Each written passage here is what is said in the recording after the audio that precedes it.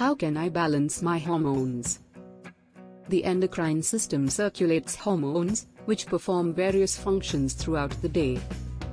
Even small changes in hormone levels can result in adverse effects, including extra stress on the body. Symptoms can grow worse over time, and a hormonal imbalance can lead to chronic issues. For some people, making simple lifestyle changes can help to restore levels of hormones. The following strategies may help. 1. Get enough sleep.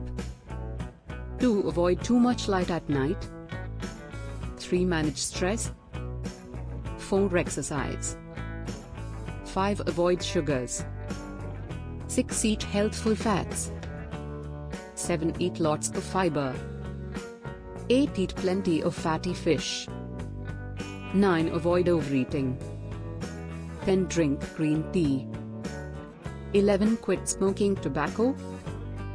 The strategies in these videos may help, but anyone concerned about their hormone levels should consult a physician.